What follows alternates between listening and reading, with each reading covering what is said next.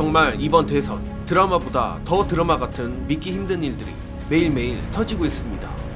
사상 초유의 국민의힘 대선 후보 날치기 쿠데타가 기적적으로 당원들에 의해 진압됐고 김문수가 부활했습니다. 국민의힘은 명백히 민주주의 파괴 범죄 내란을 옹호하는 내란 세력이지만 그 국민의힘 당원들은 그나마 1g이라도 그들보다는 깨어있는 것 같습니다. 국민의힘이 10일 자당 대선 후보 김문수를 한덕수로 교체하는 데 대한 전당원 찬반 투표를 한 결과 놀랍게도 반대 의견이 찬성보다 많아 부결됐다는 소식입니다. 관련해 국힘 신동욱 대변인은 10일 비대위 회의를 마친 뒤 오늘 전 당원 투표에서 수치를 밝힐 수 없지만 근소한 차이로 후보 재선출 관련 설문이 부결됐다고 발표했으며 권영세 비대위원장도 당원 투표 부결로 비대위의 관련 결정들이 무효화돼 김문수 후보의 대통령 후보 자격이 즉시 회복됐고 내일 공식 후보 등록이 이루어질 것이라며 사퇴의 뜻을 밝혔습니다. 또한 김문수도 이제 모든 것은 제자리로 돌아갈 것이라 밝힘으로써 명실상부 대통령 후보직을 지켜냈고 기어이 사상 초유의 국힘 쿠데타를 진압하고 생환했습니다. 정말 하루하루 믿을 수 없는 소식들이 빵빵 터지는 가운데 대한민국 국민들이 도파민 중독에 걸리는 건 아닌지 걱정될 지경입니다. 가뜩이나 유례가 없는 간밤에 국민의힘 대선 후보자 선출 취소에 이어 새벽 3시부터 4시까지 이뤄진 그것도 현장 접수만 받는 황당한 후보 공고까지 어제만 해도 도저히 믿기 힘든 일의 연속이었습니다만 쓸데없이 윤석열 불법 개헌보다 치밀하고 정성을 들인 국힘 쿠데타가 이렇게 진압될 줄은 상상도 못했습니다. 더욱이 그간의 김덕수 단일화 관련 여론조사 추이를 보면 김문수의 상승세가 확연하긴 했지만서도 여전히 국민의힘 지지층에서는 한덕수에 대한 지지도가 높았습니다. 당연히 쌍권총을 비롯한 국민의힘 지도부도 이를 믿고 저 위헌 위법적인 날치기 후보 교체를 감행한 것일 텐데 국힘 지도부는 한덕수가 김문수에 비해 확장성이 있기 때문에 한덕수로 단일화해야 한다고 주장을 하지만 우리 모두 알듯 한덕수나 김문수나 지지층은 거의 동일하며 사실상 국힘 당원들의 전체적 정서는 내란 속의 윤석열을 옹호한다면 누구든 상관없다는 것입니다. 그런데 국힘 지도부가 김문수를 끌어내리려고 너무나 무리하기도 했고 경선에 무려 4억이나 태우고 고생하며 대선 후보를 따낸 김문수에 비해 새벽에 고작 당비 10,000원 내고 대통령 후보직을 강탈하려는 한덕수를 보니 아무리 국민의힘 당원들이라도 이는 봐줄 수가 없었을 겁니다. 고로 이런 무리수들이 모여 오히려 김문수 동정론에 불이 붙었고 기적같은 당원투표 부결로 이어진 것이라 정예능은 분석합니다. 특히 이는 어제 저녁에 나온 속보만 봐도 명징해집니다. 국힘이 이제 와서 뜬금없이 ARS 당원투표를 중단하고 온라인 투표 방식을 논의했다는 건데 온라인 투표 방식이라면 고령층은 투표에 참여하기가 어렵고 비교적 한덕수 지지세가 강한 젊은 세대 표를 모을 수 있기 때문입니다. 이렇듯 국민의힘은 내란 속의 윤석열이 2차 내란을 획책했던 것처럼 마지막까지 머리를 짜냈지만 끝내 자신들이 불러온 역풍에 좌절한 것으로 보입니다. 자, 결국 이번 대선은 이재명, 김문수 두 전 경기도지사의 대결로 치러지게 될 것 같습니다.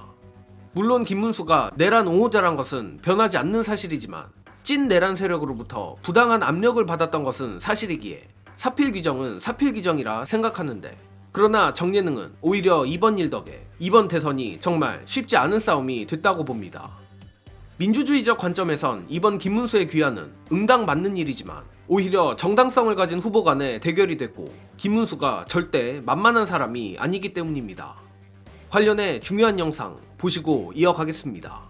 여러분, 근데 지금 우리가 김문수 이겼으니까 잘했네, 이 개콘보다 더 재밌는 코미디를 우리가 정말 재밌게 봤네 이러고 있을 때가 절대 아니라는 거잖아요. 이제 보세요. 어떤 야비한 일이 벌어질지 모르고요, 어떤 식으로 그 사람이 자기 편을 끌어다가 어떤 식으로 이 국민의힘이라고 하는 당에서 행사할지 모릅니다. 그리고 그 주변에 있는 사람들 전부 다 당에서 대접 못 받아가지고 정말 변방으로 떠돌던 사람들 아니에요? 정말 무서운 사람입니다. 우리가 그동안에는 김문수라는 사람이 불쌍해서 일방적으로 한덕수와 윤건희와 법조계 호의를 피해를 받는 이 사람들 때문에 당하는 것 같아서 우리가 그 사람에게 동정표를 주었지만 실제는 제일 무서운 사람이라는 걸 이번에 알게 된 겁니다. 절대로 조심해야 됩니다. 나는 얼마 안 남은 지금이 가장 위험한 때라고 생각하고요. 이제 더더욱 위험해진 상황이 됐다고 봅니다. 이제부터는요, 경호가 승리입니다. 이제 김문수라는 사람이 어떤 식으로 이재명을 공격하고 어떤 식으로 민주주의를 짓밟을지 우리가 경계하고 또 경계해야 됩니다. 이제 김문수 뒤에 붙어있던 그 무서운 종교를 가장한 그 사람들하고 어떤 식으로 야합하고 어떤 식으로 손을 잡았는지 이제부터는 밝혀내야 되는 겁니다.